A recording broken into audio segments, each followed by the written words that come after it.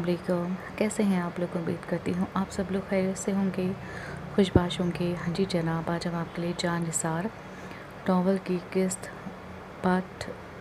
2 का पार्ट 2 लेकर हाजिर हुए हैं।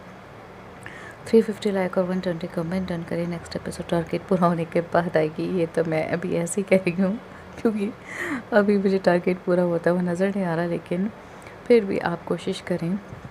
अच्छा जी, आज की एपिसोड में हाँ हमारी जो दूसरा कपल है उसकी एंट्री होगी। मैं पहले ही बता दूं, जो हमारा दूसरा कपल है वो एज डिफरेंस बेस्ड है और सेकंड मैरिज बेस्ड है। इसमें जो ज़रार हैं उनकी दूसरी शादी होगी हानिम से। हानिम उनसे ज़रार से 16 साल छोटी होगी, उनके 16 साल का एज डिफरेंस होगा। ज़रार 36 साल के होंगे और हानिम 20 साल की होगी। इनकी स्टोरी बहुत ज़्यादा मज़े की होगी इनकी भी। फिर हमारा तीसरा कपल तनाम और रहबर आएंगे, उसकी स्टोरी भी मतलब मेरे ये 3 कपल होंगे, तीनों की स्टोरी बिल्कुल डिफरेंट होगी और आगे ये रोमांटिक भी होगा और बहुत मज़े का होगा इंशाल्लाह। प्लीज़ आप लोग जो भी गायब हो चुके हैं रीडर वो वापस आ जाएं और अपना अच्छा सा रिस्पॉन्स दें। चलें बढ़ते हैं आज की एपिसोड की तरफ। अब्बास बिल्कुल पुरसुकून था। चेहरे पर ना कोई उलझन थी, ना किसी किस्म की बेचैनी, जैसे इस घर में इसकी मौजूदगी बिल्कुल मामूल की बात हो। अलहमरा के अंदर कुछ भड़का। इसकी आंखों में मज़ीद गुस्सा उतर आया। मैंने पूछा, तुम्हारी हिम्मत कैसे हुई मेरे घर आने की? आवाज़ बुलंद नहीं थी, मगर इतनी सख्त ज़रूर थी कि कमरे में मौजूद सब अपनी जगह जम जाएं। हया और बिलाल ने एक दूसरे को देखा, फिर अलहमरा के खौफ से फ़ौरन शाहिदा बेगम के पीछे जाकर खड़े हुए। अब्बास ने सबको देखा, फिर इसको। इसकी नज़र अलहमरा से मिली। चंद लम्हे, बस चंद लम्हे, फिर इसके होठों के एक कोने की मुस्कुराहट मज़ीद गहरी हुई, नहायत पुरसुकून, नहायत बेनियाज, और अलहमरा के लिए इससे ज़्यादा इश्तियाल दिलाने वाली कोई चीज़ नहीं थी। किसने बुलाया था इसे यहाँ? इसने नज़रें सब पर दौड़ाईं, कोई जवाब न आया। मैं पूछ रही हूँ, किसने बुलाया था इसे? इस बार अब्बास ने बिल्कुल हल्का सा सांस खींचकर हवा के सुपुर्द किया, फिर जैसे फैसला कर लिया हो कि इस बहस का हिस्सा नहीं बनना, वो सीधा मुमताज़ साहब की तरफ पलट गया। इनके पास आकर इनका हाथ थाम लिया। मैं चलता हूँ अब्बू, अपना ध्यान रखिएगा। इसकी आवाज़ में बला का सुकून था। मुमताज़ साहब ने इसका हाथ थामे रखा। बेटा, इन्होंने कुछ कहना चाहा, फिर मुलाकात होती है। अब्बास ने हल्के से मुस्कुराहट के साथ इनकी बात बीच में काटते हुए कहा, फिर इनका हाथ छोड़ा और सीधा खड़ा हो गया, और अगले ही लम्हे वो अलहमरा के बराबर से गुज़र गया। ना कोई जवाब, ना कोई वजाहत, ना एक नज़र। अलहमरा वहीं खड़ी रह गई। वो इसके इतनी पास से गुजरा था कि इसके कलोन की महक इसे बखूबी महसूस हुई थी। इसने बेख्तियार पलट कर इसे देखा। अब्बास दरवाजे की तरफ बढ़ रहा था।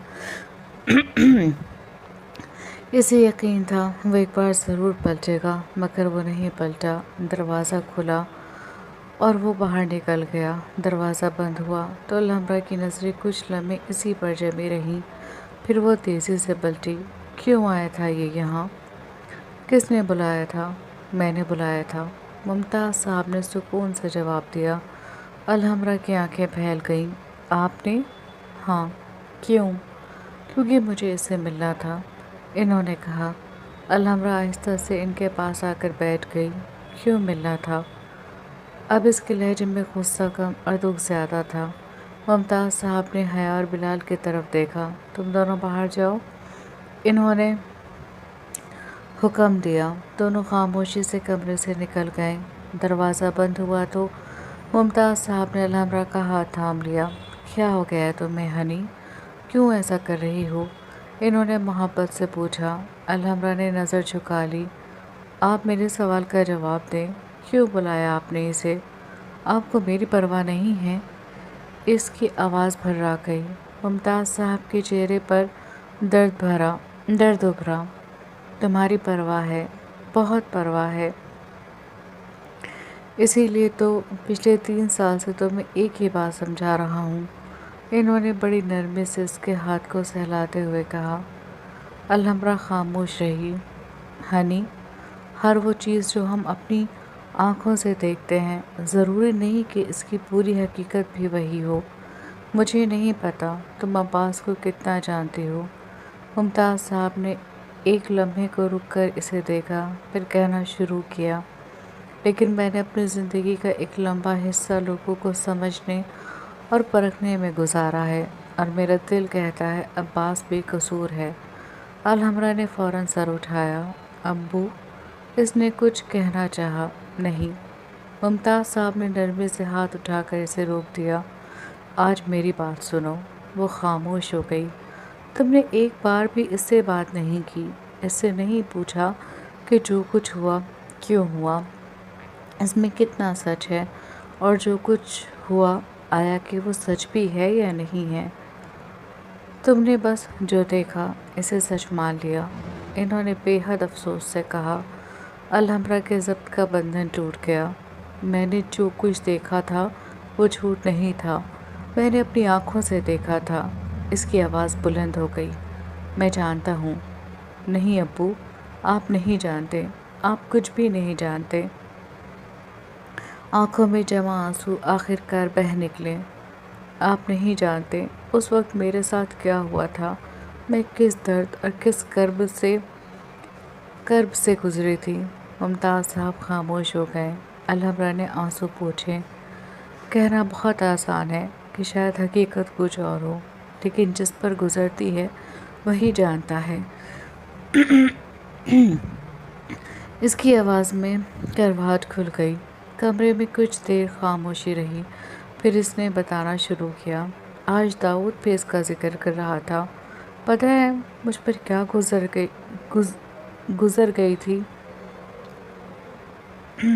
گزری تھی سوری۔ وہ کہہ رہا تھا کتنا آسان ہے ہمارے ملک میں گناہ کر کے چھوٹ جانا۔ الحمرا نے ان کی طرف دیکھتے ہوئے کہا۔ کیا داؤد نے اسے گناہ کرتے دیکھا ہے؟ شاہدہ بیگم نے پوچھا۔ ان کے لہجے میں دبا دبا غصہ تھا۔ الحمرا کی آنکھوں میں پھر غصہ ابھرا۔ میں نے دیکھا ہے۔ شاہدہ بیگم خاموش ہو گئی۔ الحمرا نے اپنی آنکھیں بند کی اور دھیرے سے بولی، میں پہلے بھی کہہ چکی ہوں، اس شخص کا ذکر میرے گھر میں نہیں ہونا چاہیے۔ پھر اس نے ممتاز صاحب کی طرف دیکھا۔ لیکن آج تو وہ میرے گھر میں بیٹھا تھا اور اسے بلانے والے بھی میرے اپنے تھے۔ اس کی آواز ٹوٹنے لگی۔ ممتاز صاحب نے افسوس سے اسے دیکھا۔ ہنی، کیا آپ کو مجھ پر ترس نہیں آتا ابو؟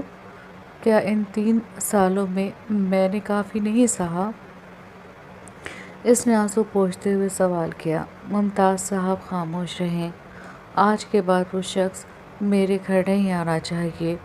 ان کو خاموش دیکھ کر وہ اپنی جگہ سے اٹھتے ہوئے بولی اور دروازے کی طرف بڑھی، پھر رک کر پلٹی۔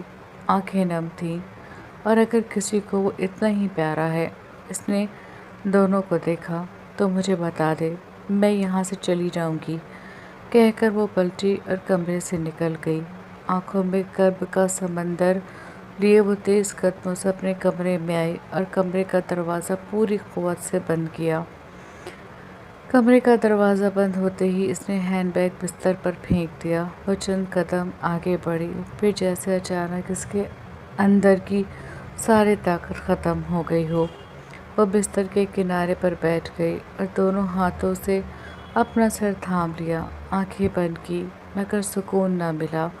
داؤد کی آواز بار بار ذہن میں گونج رہی تھی، پھر ممتاز صاحب کی باتیں، اور پھر عباس، وہی چہرہ، وہی پرسکون آنکھیں، وہیں ہونٹ کے کونے پر ٹھہری ہوئی بے فکر اور دل جلانے والی مسکراہٹ۔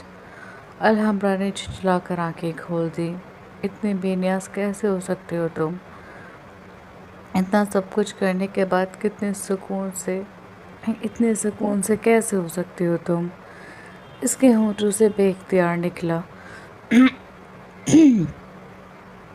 اس نے آنکھوں کے کنارے صاف کیے اور آہستہ سے بستر پر لیٹ گئی اور دایاں بازو آنکھوں پر رکھ لیا۔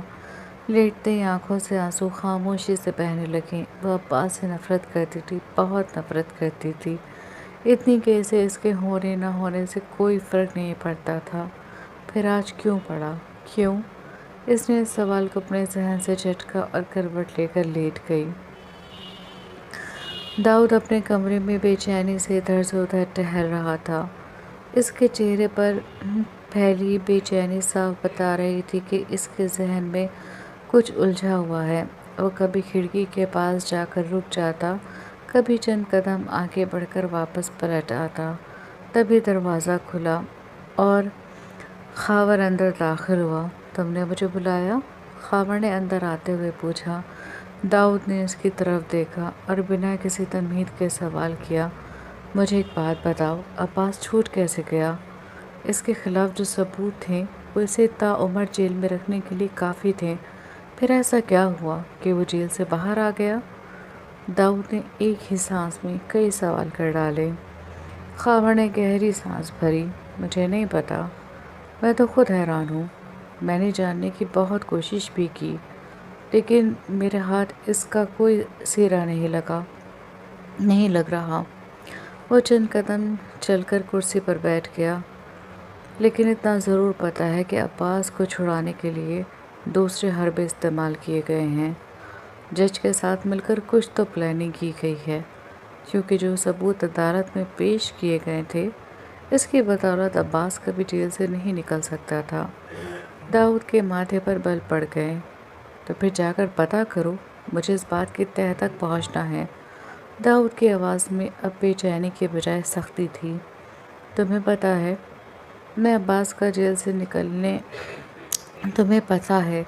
میں عباس کا جیل سے نکلنا افورڈ نہیں کر سکتا۔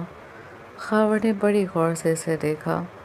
وہ چند لمحوں کے لیے خاموش ہوا، پھر اس کی آواز دھیمی پڑ گئی۔ اس کا جیل سے نکلنا الحمرا کو کھونا ہے اور میں اسے نہیں کھو سکتا۔ خاور خاموشی سے اسے دیکھتا رہا۔ اسے پانے کے لیے ہی تو میں نے یہ سب کیا تھا۔ داؤد نے اپنے گھنے بالوں میں ہاتھ پھیرا۔ وہ باہر آ گیا ہے اور مجھے پوری امید ہے کہ وہ اس بات کی تہہ تک پہنچنے کی پوری کوشش کرے گا۔ اس کی آنکھوں میں عباس کے لیے واضح اندیشہ تھا۔ میں جانتا ہوں اسے، اسکول سے ساتھ ہے اس کا اور میرا۔ اپنے ساتھ غلط کرنے والے کو وہ بالکل نہیں بخشتا۔ خاور نے اسے دیکھا، پھر بڑے اطمینان سے بولا، ڈونٹ وری، وہ کچھ پتہ نہیں کر پائے گا۔ ہم نے اپنے پیچھے کوئی ثبوت چھوڑا ہی نہیں۔ اور جہاں تک رہی عباس کے جیل سے باعزت بری ہونے کی بات، خاور ذرا آگے ہوا، ہم اس لڑکی کے گھر والوں کو دوبارہ عدالت بھیجیں گے، دوبارہ اس کیس کو ری اوپن کرائیں گے۔ اس نے بڑی آسانی سے کہا، اور ضرورت پڑی تو میڈیا میں بھی اس کیس کی بات کریں گے۔ داؤد کی نظریں اس پر جمی رہیں۔ مجھے امید ہے جیسے یہ کیس دوبارہ میڈیا میں آئے گا، جج کو اپنا فیصلہ بدلنا پڑے گا، اور اگر نہیں بدلا، خاور کے ہونٹوں پر ہلکی سی مسکراہٹ آئی، تو ہم اسے موٹی رقم دیں گے۔ وہ بولا، عباس کی رہائی میڈیا میں کیوں نہیں دکھائی گئی؟ جہاں تک مجھے پتا ہے اس کی پیشی کی خبر تو میڈیا میں دکھائی گئی تھی، پھر رہائی کی خبر کیوں نہیں دکھائی گئی؟ داؤد نے پوچھا۔ حیدر نے میڈیا والوں کو پیسے دیے ہوں گے اس کی خبر نہ دکھانے کے لیے۔ خاور نے بے فکری سے کہا۔ داؤد نے چند لمحے سے دیکھا۔ ایسا ہو سکتا ہے؟ خاور ہلکا سا مسکرایا۔ ایسا ہی ہوا ہے، کہتے ہوئے میز کے قریب گیا اور وہاں رکھا مشروب اٹھایا۔ میں حیدر کو بہت اچھی طرح جانتا ہوں، کہتے ہوئے اس نے جھک کر گلاس میں مشروب انڈیلا اور آرام سے ہونٹوں سے لگا لیا۔ داؤد کی نظر گلاس پر پڑی۔ بہت مہنگی ہے۔ داؤد نے گلاس نیچے کیا۔ خاور نے گلاس نیچے کیا اور مسکراتے ہوئے داؤد کی طرف دیکھا۔ میں بھی سستے شوق نہیں رکھتا۔ داؤد نے اسے گھور کر دیکھا مگر کچھ نہیں کہا۔ خاور کی مسکراہٹ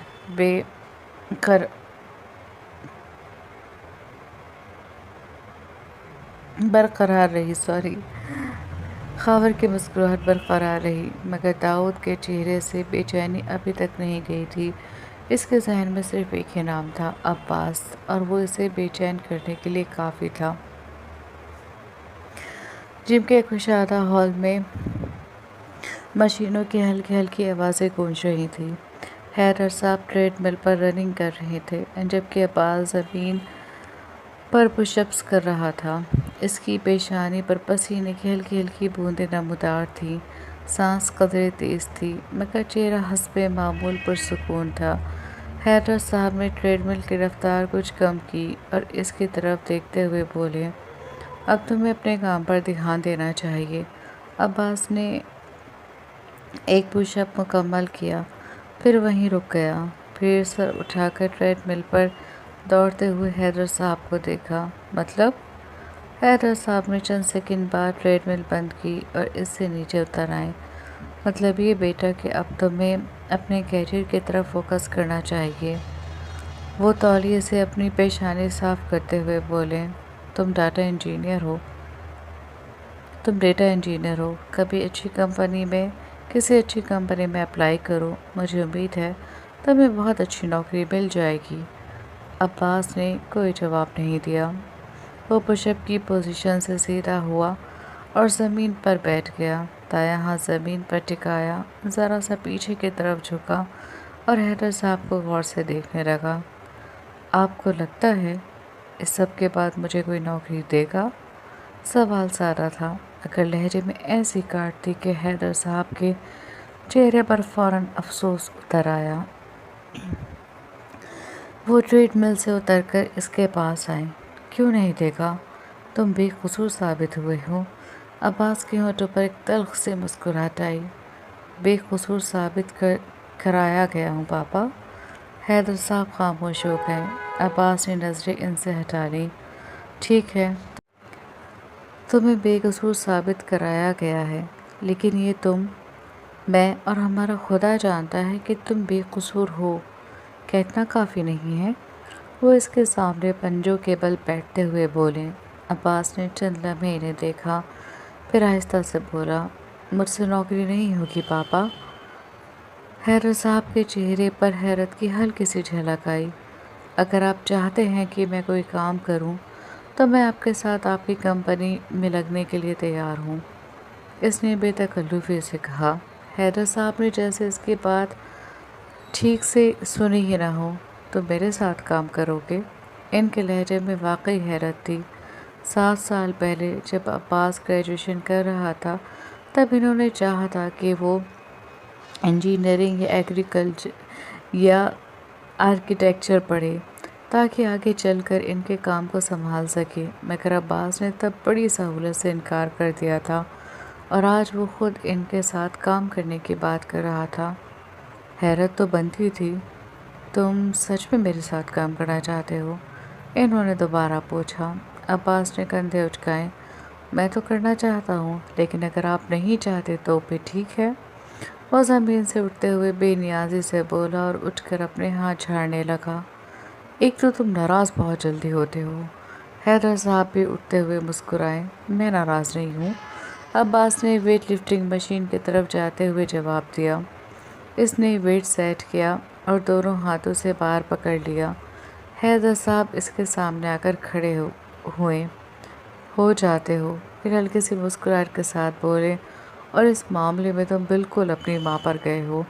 عباس کے ہاتھ ایک لمحے کو رک گئے۔ اس نے آہستہ سے نظریں اٹھا کر حیدر صاحب کو دیکھا۔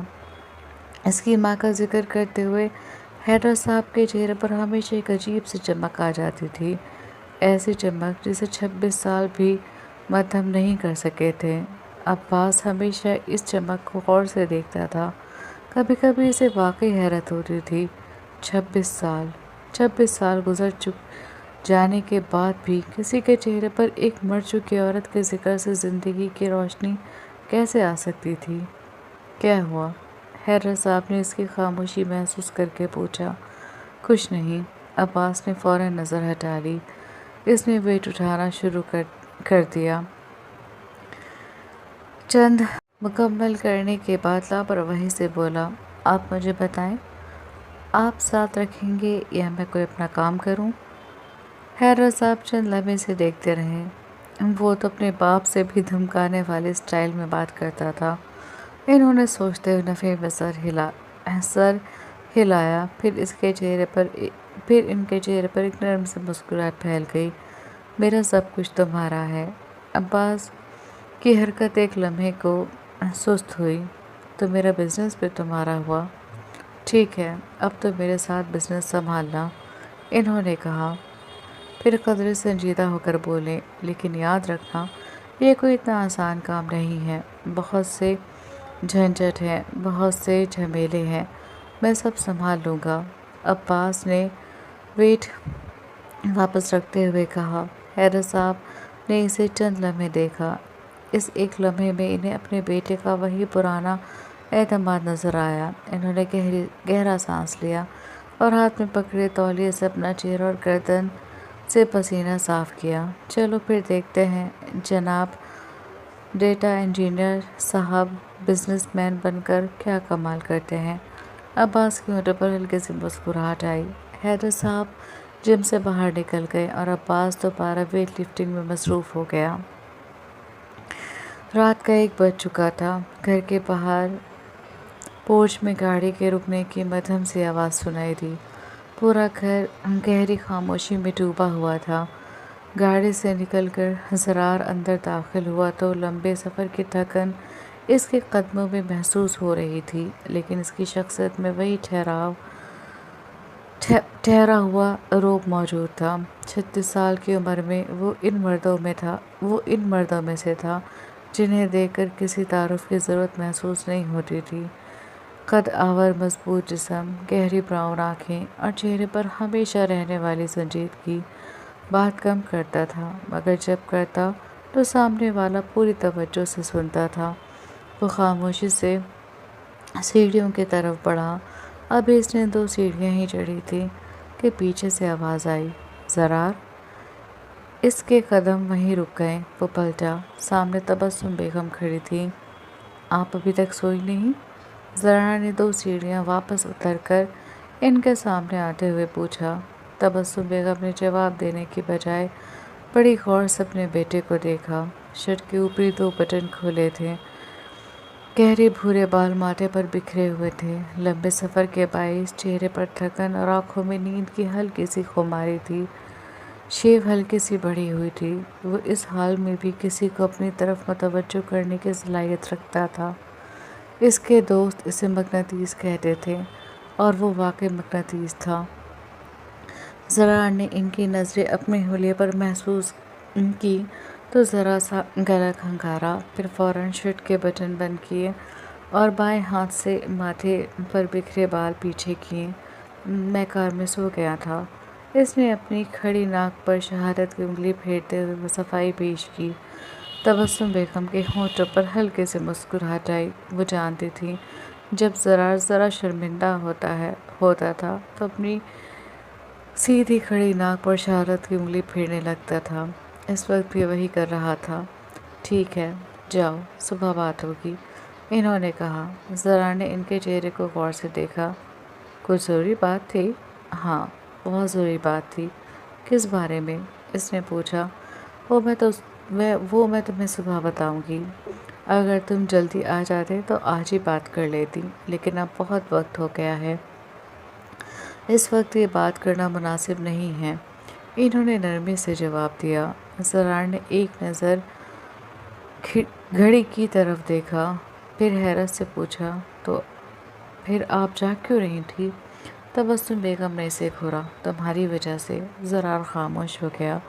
تم نے کہا تھا 11 بجے تک آ جاؤ گے، وقت دیکھ رہے ہو، کیا مجھے تمہاری ٹینشن نہیں ہوتی؟ ان کے لہجے میں ناراضگی سے زیادہ فکر تھی۔ زرار کے چہرے کی سختی فوراً نرم پڑ گئی۔ Sorry mummy. وہ ایک قدم آگے بڑھا اور انہیں خود سے لگا لیا۔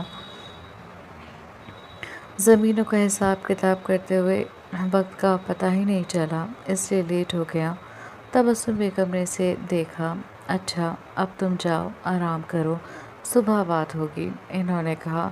ناراض تو نہیں ہیں؟ اس کے لہجے میں ہلکی سی شرارت تھی۔ ناراض نہیں ہوں۔ तबस्सुम बेगम के चेहरे पर ममता भरी मुस्कुराहट आ गई। इन्होंने इसकी पेशानी चूमी, फिर मोहब्बत से बोली, चलो जाओ, आराम करो, सुबह बात होगी। फिर इससे अलग होकर अपने कमरे की तरफ बढ़ गई। ज़रार इन्हें जाता देखता रहा। जब वो अपने कमरे में दाखिल हुई तो इसने एक गहरी सांस ली, फिर सीढ़ियों की तरफ बढ़ा और अपने कमरे में चला गया। दरवाज़ा बंद होते ही घर दोबारा खामोशी में डूब गया। सुबह की हल्की रोशनी, सुनहरी रोशनी डाइनिंग रूम की बड़ी खिड़कियों से अंदर उतर रही थी। मेज़ पर नाश्ता लगा हुआ था, मगर ज़रार की तवज्जो खाने से ज़्यादा सामने बैठी अपनी माँ पर थी। रात से इसे महसूस हो रहा था कि तबस्सुम बेगम के ज़हन में कोई बात है। आखिरकार इसने चाय का कप मेज़ पर रखते हुए पूछा, आपको मुझसे रात क्या बात करनी थी? तबस्सुम बेगम ने इसकी तरफ देखा, फिर प्लेट में मौजूद नाश्ते की तरफ। पहले नाश्ता कर लो, फिर बात होगी। ज़रार के माथे पर हल्की सी शिकन उभरी। आप मुझे ऐसे ही बता दें। नहीं, पहले नाश्ता। इसने चंद लम्हे माँ को देखा, फिर खामोशी से दोबारा नाश्ता करने लगा, मगर ज़्यादा देर खामोश नहीं रह सका। मम्मी, तबस्सुम बेगम ने नज़र उठाई। जी? आप जब किसी बात को इतना घुमा फिरा कर कहती हैं ना, तो मुझे लगता है कि मामला गड़बड़ है। इसकी बात पर इनके होंठों पर हल्के से मुस्कुराहट आई, मगर अगले ही लम्हे वो संजीदा हो गईं। इन्होंने हाथ में पकड़ा कप मेज़ पर रखा, फिर बेहद संजीदगी से इस्तफसार किया, तुमने अपनी ज़िंदगी के बारे में क्या सोचा है? इनके सवाल पर ज़रार का चम्मच प्लेट के ऊपर ही रुक गया। इसने आहिस्ता से नज़रें उठाईं। मतलब ये कि तुमने अपनी शादी के बारे में क्या सोचा है? इन्होंने पूछा। ज़रार के माथे पर अब वाज़ेह शिकने थी। तुम 36 साल के हो गए हो ज़रार, मुझे लगता है अब तुम्हें शादी कर लेनी चाहिए। तबस्सुम बेगम ने इसकी आंखों में देखते हुए कहा। चंद लम्हों तक माहौल पर खामोशी छाई रही।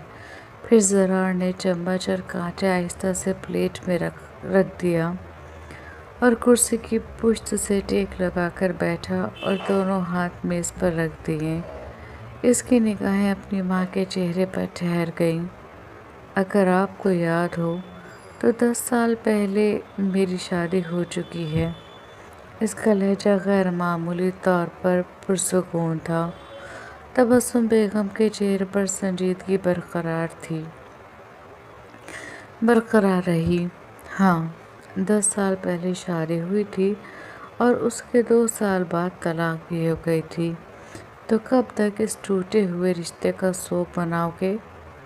इस बार इनकी आवाज़ में सख्ती थी।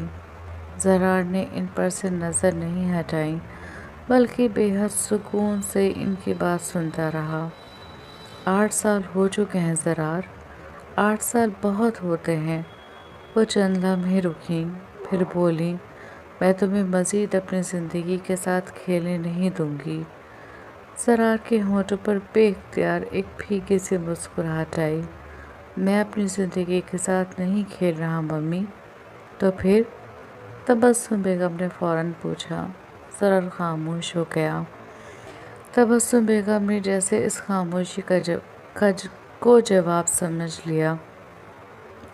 मैंने तुम्हारी अप्पो फुप्पो से बात की है। मैंने इनसे कहते कहते वो चुप हो गई।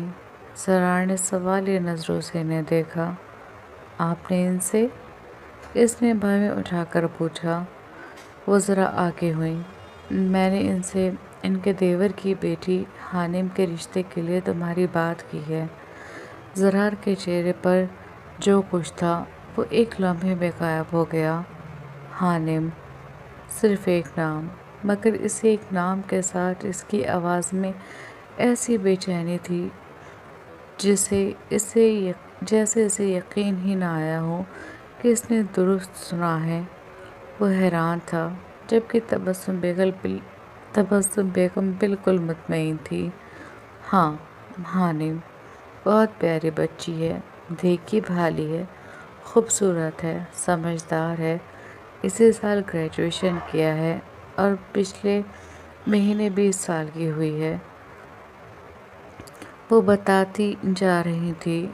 زرار نے آنکھیں بند کر کے گہری سانس لی، پھر آنکھیں کھول کر افسوس اور غم کی ملی جلی کیفیت میں بولا، اف میرے خدا، آپ نے سوچ بھی کیسے لیا کہ میں ایک بچی سے شادی کروں گا؟ میں 36 سال کا ہوں اور وہ 20 سال کی، 16 سال کا فرق ہے ہماری عمروں میں۔ میں اس سے شادی کروں گا؟ کبھی نہیں۔ وہ ایک بچی سے شادی نہیں کر سکتا۔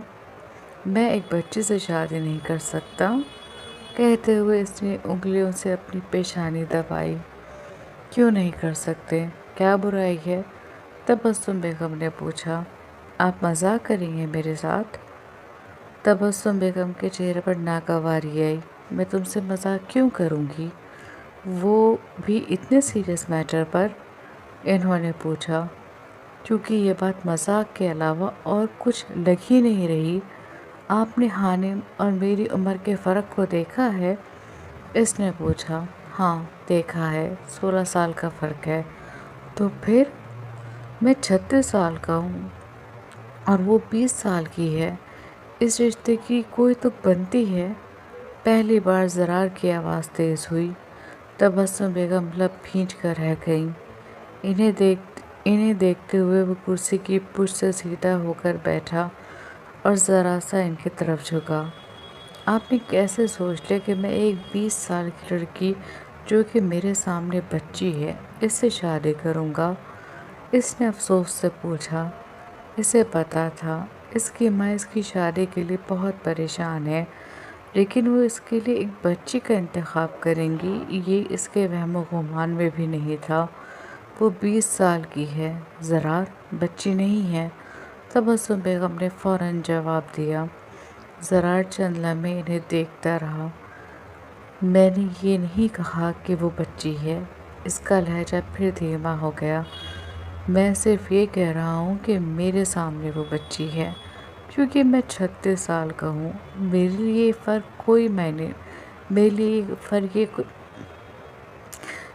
لیے یہ فرق کوئی معنی نہیں رکھتا، تبسم بیگم نے بے تاثر لہجے میں کہا۔ زرار نے تلخی سے مسکرا کر سر ہلایا۔ آپ کے لیے شاید نہیں، میرے لیے رکھتا ہے۔ کیوں؟ کیونکہ شادی دو زندگیوں کو ساتھ لے کر چلنے کا نام ہے اور میں۔ وہ اچانک رک گیا۔ اس کے چہرے پر ایک لمحے کے لیے گزرے ہوئے برسوں کی پرچھائی آئی۔ اور میں دوبارہ وہ سب نہیں کر سکتا۔ میں نے تمہارے پھوپھا صاحب سے بھی بات کی ہے، انہیں بھی کوئی اعتراض نہیں، بس انہوں نے کہا ہے کہ ایک بار اپنے بھتیجے سے پوچھ لیں گے۔ زرار نے بے یقینی سے انہیں دیکھا۔ آپ نے میرے پیچھے اتنا سب کچھ طے کر لیا اور مجھے بتایا تک نہیں؟ اسے افسوس ہوا۔ اب بتا رہی ہوں۔ یہ جواب اتنی سادگی سے آیا کہ زرار چند لمحے انہیں دیکھتا ہی رہ گیا۔ اور میں نے رانیہ سے بھی بات کر لی۔ رانیہ زرار کی بہن جو شادی کر کے حیدرآباد شفٹ ہو چکی تھی۔ وہ تو بہت خوش ہے۔ حانم کا نام سن کر تو وہ بہت خوش ہوئی، اسے بہت پسند ہے وہ، انہوں نے بتایا۔ زرار نے ایک طویل سانس خارج کی۔ یعنی میری رائے کے علاوہ سب کی رائے لے لی گئی ہے۔ تبسم بیگم خاموش ہو گئیں، پھر آہستہ سے بولیں، کیونکہ مجھے ڈر تھا تم پھر انکار کر دو گے۔ زرار کی نگاہیں ان کے چہرے پر جم گئی۔ اور میں کروں گا۔ کیوں؟ زرار کے چہرے پر اب وہی سختی لوٹ آئی تھی جو عام طور پر اسے کسی بھی جذباتی بات سے دور رکھتی تھی۔ کیونکہ شادی میرے لیے ایک پھندے کے سوا کچھ نہیں رہی۔ میں نے جس عورت کو اپنی زندگی سمجھا تھا، اسی نے مجھے یہ سکھایا ہے کہ کسی پر بھروسہ کرنا کتنا مہنگا پڑ سکتا ہے۔ میں نے اپنی من چاہی عورت سے شکست کھائی ہے۔ عورت میرے لیے بیوی یا محبوبہ کے روپ میں ناقابل یقین ہستی بن چکی ہے۔ آپ کو لگتا ہے میں اب کسی اور پر بھروسہ کر سکتا ہوں؟ اس کی آواز میں کوئی شکست نہیں تھی، صرف ایک پرانا زخم تھا۔ تبسم بیگم نے اس کی بات پوری ہونے دی، پھر بہت نرمی سے بولی، ہر عورت اس جیسی نہیں ہوتی زرار، کچھ عورتیں حانم جیسی بھی ہوتی ہیں۔ پچھلے 5 سال سے وہ تمہاری ابو کے ساتھ ہے، کبھی اس کی کوئی بات سنی؟ بلکہ نیلم تو اپنی بیٹیوں سے زیادہ اس کی تعریف کرتی ہے۔ ان کی آواز اب دھیمی پڑ چکی تھی۔ مجھے نہیں معلوم حانم تمہاری زندگی میں کیا بدل سکتی ہے، لیکن میں اتنا جانتی ہوں کہ میں تمہارا گھر بستا ہوا دیکھنا چاہتی ہوں۔ زرار نے نظر چرا لی۔ بس ایک بار میری خواہش پوری کر دو، میری آخری خواہش سمجھ کر۔ زرار نے فوراً ان کی طرف دیکھا۔ ممی نہیں۔ تبسم بیگم نے اس کی بات مکمل ہونے سے پہلے ہی سر ہلا دیا۔ آج میں تمہارا انکار نہیں سنوں گی۔ زرار نے گہری سانس لی۔ آپ مجھے بلیک میل کر رہی ہیں؟ تبسم بیگم کے ہونٹوں پر ہلکی سی اداس مسکراہٹ آئی۔ کر تو نہیں رہی، لیکن اگر تمہیں اپنی ممی کی ذرا بھی فکر ہے تو میری بات مان لو گے؟ زرار خاموش ہو گیا۔ اس نے نظر جھکا لی۔ کچھ لمحے اسی طرح بیٹھا رہا، پھر اچانک کرسی پیچھے کھسکائی اور اٹھ کھڑا ہوا۔ میں آفس جا رہا ہوں، بس اتنا کہہ کر وہ مڑ گیا۔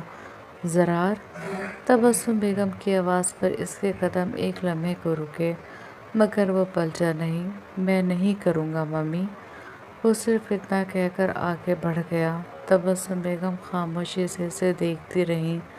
دروازے سے نکلتے ہوئے زرار کی چوڑی پشت ایک لمحے کو روشنی میں نمایاں ہوئی، پھر وہ نظروں سے اوجھل ہو گیا۔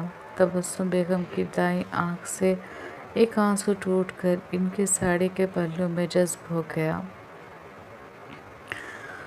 صبح کا وقت تھا، مگر الحمرا کے چہرے پر صبح جیسی تازگی کہیں نہیں تھی۔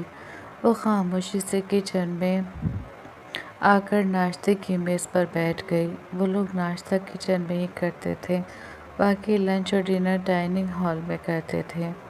چہرہ سپاٹ تھا، مگر آنکھوں میں رات بھر کی بے چینی اور غصہ صاف جھلک رہا تھا۔ شاہدہ بیگم نے ایک نظر سے دیکھا، ممتاز صاحب، حیا اور بلال نے بھی، مگر کسی نے کچھ نہیں پوچھا۔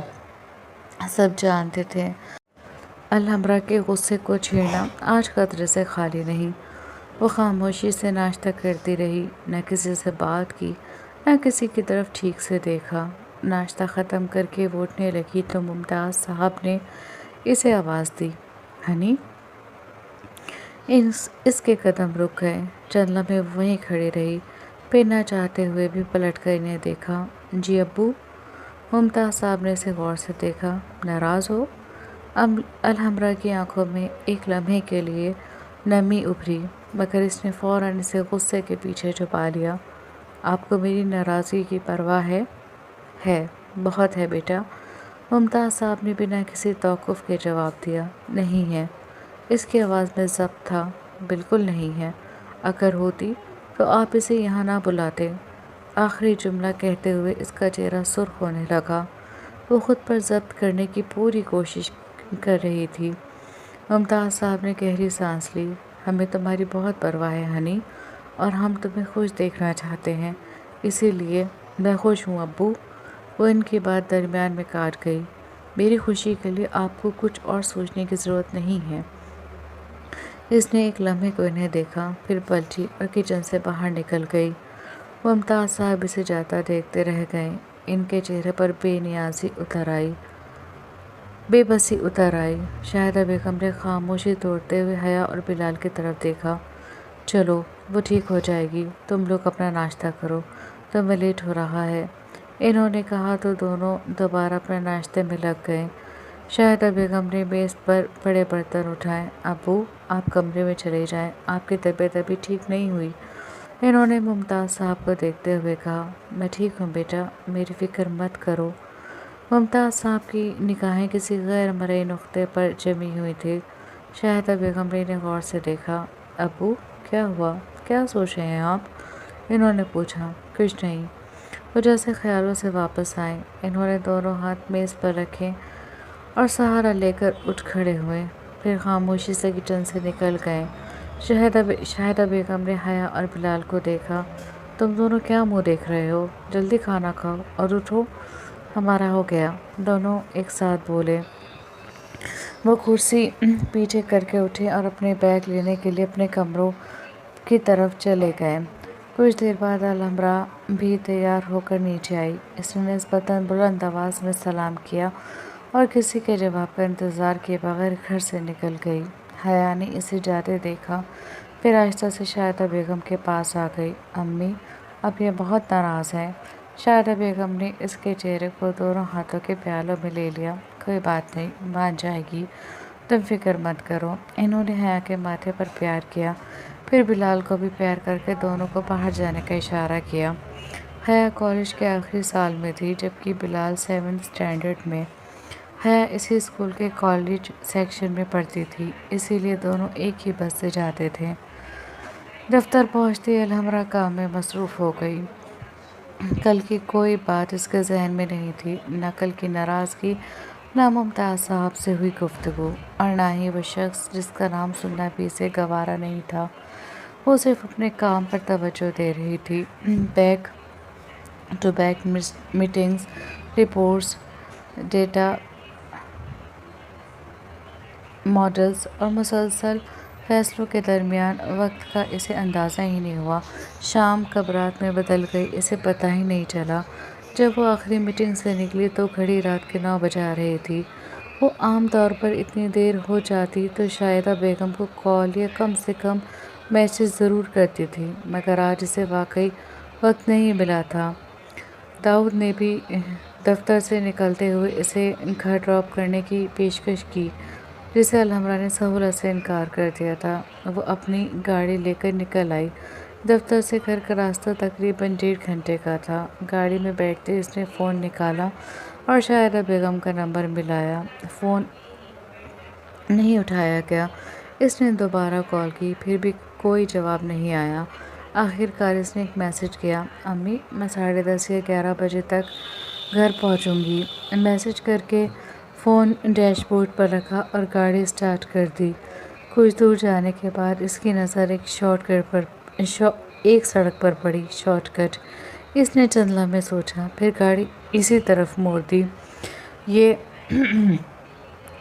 آرے کالونی روڈ تھا۔ یہ راستہ عام سڑکوں سے بالکل مختلف تھا۔ یہ جنگل کا راستہ تھا، دونوں طرف گھنے درخت تھے۔ دن میں بھی نسبتاً خاموش رہنے والی یہ سڑک رات کے وقت تقریباً سنسان ہو جاتی تھی۔ الحمرا نے گاڑی اس روڈ پر ڈال کر رفتار بڑھا دی، مگر کچھ ہی دیر بعد گاڑی نے اچانک جھٹکا لیا۔ اس نے فوراً رفتار کم کی۔ ایک اور جھٹکا، پھر انجن کی آواز مدھم ہو گئی اور اگلے ہی لمحے گاڑی بند ہو گئی۔ الحمرا نے چند لمحے خاموشی سے اسٹیئرنگ کو دیکھا۔ اوہ پلیز! اس نے دوبارہ گاڑی سٹارٹ کرنے کی کوشش کی، کچھ نہیں ہوا۔ آخر کار وہ گاڑی سے باہر نکلی، بونٹ کھولا اور موبائل کی ٹارچ روشن کی۔ اسے گاڑی کے انجن کے بارے میں اتنا ہی معلوم تھا جتنا ایک عام انسان کو ہوتا ہے۔ پھر بھی اس نے تاروں کو دیکھ کر کچھ سمجھنے کی کوشش کی۔ 1-2 چیزیں ہلائیں، دوبارہ گاڑی سٹارٹ کرنے کی کوشش کی، لیکن ناکام۔ پانی بھی ہے، پٹرول بھی فل ہے، پھر یہ گاڑی بند کیسے ہو گئی؟ اس نے پریشانی سے خود سے کہا۔ پھر اس نے فوراً شاہدہ بیگم کا نمبر ملایا۔ اسکرین پر الفاظ نمودار ہوئے۔ نو نیٹ ورک کوریج۔ الحمرا کے دل کی دھڑکن ایک لمحے کو تیز ہوئی۔ اس نے فون اوپر کیا، پھر دائیں طرف، پھر بائیں طرف، مگر نیٹ ورک کا ایک سگنل بھی نہیں آیا۔ وہ پریشان ہو گئی۔ قسمت کو جیسے اسے اور آزمانا تھا۔ آسمان سے بارش کی ہلکی بوندیں گرنے لگیں۔ اس نے چاروں طرف دیکھا، اندھیرا، گھنا جنگل، خالی سڑک اور دور تک کوئی انسان نہیں۔ اس بار خوف نے واقعی اس کے دل میں جگہ بنائی، مگر وہ پھر بھی ہمت نہیں ہاری۔ وہ دوبارہ گاڑی کے سامنے جھکی۔ کچھ سمجھنے کی کوشش کی، پھر ایک بار گاڑی سٹارٹ کرنے کی کوشش کی، کچھ نہیں ہوا۔ وقت گزرتا گیا، بارش تیز ہوتی گئی اور تقریباً 1 گھنٹہ اسی تک تھومے گزر گیا۔ الحمرا کی آنکھوں سے بے اختیار آنسو بہنے لگے۔ وہ گاڑی کے ساتھ کھڑی آسمان کی طرف دیکھنے لگی۔ یا اللہ میری مدد کر، کسی کو فرشتہ بنا کر میری مدد کے لیے بھیج دے۔ دعا مانگتی ہوئی اس کی آواز لرزنے لگی۔ دعائیں کبھی راستہ نہیں بھٹکتی، وہ سیدھا عرش تک پہنچتی ہیں۔ اس کی دعا بھی عرش تک پہنچ گئی تھی اور عرش والے نے اس کی مدد کے لیے فرشتہ بھیج دیا تھا۔ چند ہی لمحوں بعد خاموش سڑک پر ایک آواز ابھری، بائک کے ریس دینے کی آواز۔ الحمرا نے فوراً سر اٹھایا۔ دور اندھیرے میں ایک روشنی نمودار ہوئی۔ اس کے دل کو جیسے سہارا مل گیا۔ کئی بار کسی کا ہونا ہمیں خوف میں مبتلا کر دیتا ہے اور کئی بار کسی کا ہونا ہمیں خوف میں مبتلا کر دیتا ہے اور کئی بار کسی کا ہونا اسی خوف سے نکال لیتا ہے۔ اس وقت کسی کا ہونا الحمرا کو خوف سے نکال رہا تھا۔ اس نے بے اختیار دعا کی، یا اللہ جو بھی ہے جلدی سے یہاں جائے۔ بائک قریب آتی گئی۔ ہیڈ لائٹ کی تیز روشنی سیدھی اس کے چہرے پر پڑی۔ اس نے ایک لمحے کے لیے آنکھیں سکوڑ کر چہرہ دوسری طرف کیا، پھر فوراً ہاتھ اٹھا کر بائک سوار کو رکنے کا اشارہ کیا۔ بائک سوار نے ہاتھ دیکھا، رفتار کم کی، پھر بائک اس کے سامنے لا کر روک دی۔ ہیلمٹ کی وجہ سے اس کا چہرہ نظر نہیں آ رہا تھا۔ الحمرا فوراً آگے بڑھی۔ سنیں، اس کی آواز میں اس وقت گھبراہٹ صاف محسوس ہو رہی تھی۔ مجھے آپ کی مدد چاہیے، میری گاڑی اچانک بند ہو گئی ہے، مجھے نہیں پتا کیا ہوا ہے، پلیز آپ ایک بار چیک کر دیں۔ وہ لجاجت سے بولی۔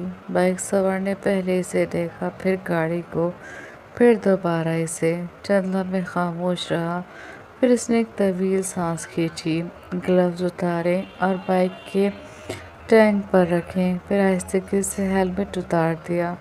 ہیلمٹ اتارتے ہی الحمرا کی سانس وہیں رک گئی۔ اس کے چہرے پر جیسے ایک ہی لمحے میں اس کی پورے وجود کا خون سمٹ آیا۔ سامنے کھڑا شخص کوئی اجنبی نہیں تھا، عباس حیدر تھا، جس شخص سے مدد مانگنے کے لیے وہ ابھی چند لمحے پہلے تقریباً گڑ گڑا رہی تھی۔ اگر اسے پہلے معلوم ہوتا کہ بائک پر وہ شخص عباس ہے تو شاید وہ اسی جنگل میں پریشان حال پوری رات گزار دیتی، مگر اس سے مدد نہ مانگتی۔ اس کے لب بھیج گئے، اس کی انگلیاں مٹھیوں میں بند ہو گئیں، آنکھوں میں بھی خوف کی جگہ غصہ اتر آیا۔ عباس نے اس کے چہرے کو غور سے دیکھا، نہ حیرت، نہ گھبراہٹ، نہ کوئی سوال، بس وہی بے نیاز پرسکون نگاہیں۔ اس نے انجن بند کیا، بائک سے اترا اور چند قدم چل کر اس کے سامنے آ کر رک گیا۔ بارش اب تیز ہو چکی تھی، دونوں پوری طرح بارش میں بھیگ چکے تھے۔ الحمرا اسے گھور رہی تھی، عباس اسے دیکھ رہا تھا۔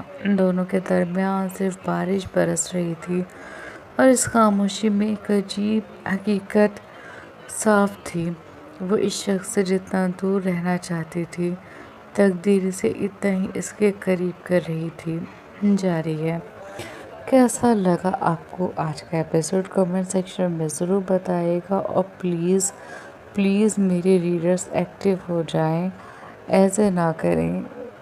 مطلب یار دل بڑا ٹوٹ رہا ہے، جہاں پر 24 گھنٹے میں 3-4 ہزار ویوز آ جاتے تھے وہاں 1000 ویوز آ رہے ہیں، مطلب 70% میری آڈینس پتہ نہیں کہاں غائب ہو گئی ہے۔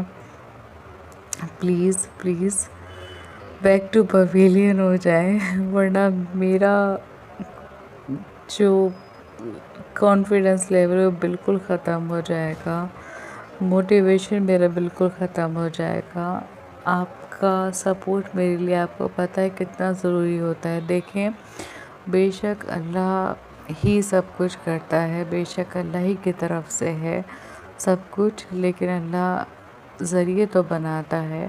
اللہ نے میری کامیابی کا ذریعہ آپ کو بنایا ہے، میں لکھتی ہوں اور آپ لوگ پڑھتے ہیں، اور یہ ذریعہ ہے آپ میرا کامیاب ہونے کا. بے شک کامیابی اللہ ہی دیتا ہے، لیکن ذریعہ میرا آپ ہیں. تو پلیز جو آپ لوگ میرے ذریعے ہیں یہ مجھ سے دور مت جائیں، میرے پاس رہیں اور مجھے سپورٹ کریں.